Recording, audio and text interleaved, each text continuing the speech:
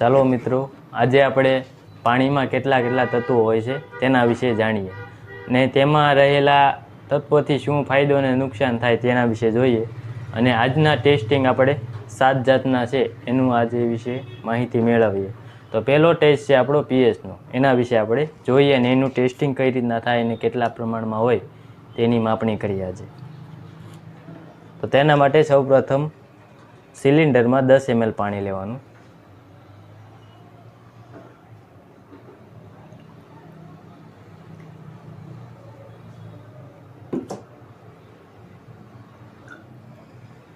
દસ ml પાણી લઈને આ ટેસ્ટ ટ્યુબમાં નાખવાનું આપણે.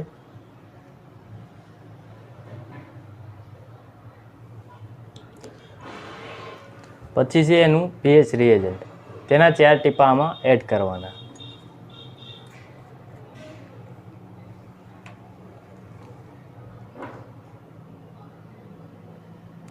એક, 2, 3 ને 4.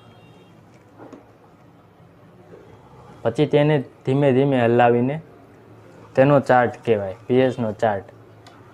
તેમાં આપણે ટેસ્ટિંગનું રીડિંગ જોવાનું, કેટલા ટકા આવે છે તે માટે, બરાબર. તેમાં અલગ અલગ જાતના કલર આપેલા છે.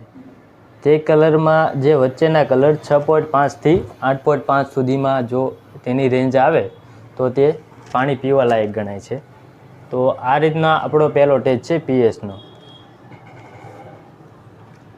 તો આમાં આપણી પીએચ છે 8, એટલે આપણી રેન્જમાં છે. એટલા માટે આ પાણી આપણું પીવા લાયક છે પીએચની દૃષ્ટિએ. આ જ રીતના અલગ અલગ બીજા જાતના આપણે ટેસ્ટ જોઈ લઈએ.